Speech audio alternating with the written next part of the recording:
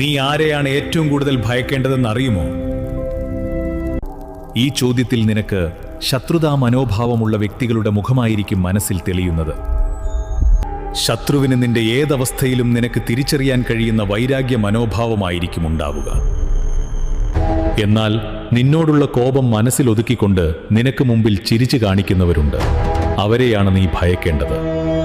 അവരൊരിക്കലും നിന്റെ കയ്യെത്താ ദൂരത്തുള്ളവരായിരിക്കില്ല.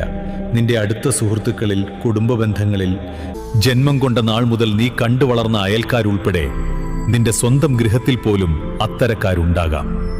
നിനക്കൊരു വീഴ്ചയോ തളർച്ചയോ ഉണ്ടാകുമ്പോൾ നിന്റെ കൈ പിടിച്ചുയർത്താൻ ശ്രമിക്കാതെ ഉള്ളിൽ ആഘോഷിച്ചുകൊണ്ട് അവർ മൗനം പാലിച്ച് നിലകൊള്ളും. എന്നാൽ കഷ്ടപ്പാടുകൾ തരണം ചെയ്ത് നീ വിജയിക്കുകയോ അല്ലെങ്കിൽ വീഴ്ചയിൽ നിന്ന് അല്പം ഉയർന്നു വരികയോ ചെയ്താൽ അതിന് നിനക്ക് സഹായകരമായ മാനുഷിക കർമ്മം നിർവഹിച്ചവരിലോ നിന്റെ ആ ഉയർച്ചയിൽ സന്തോഷിക്കുകയും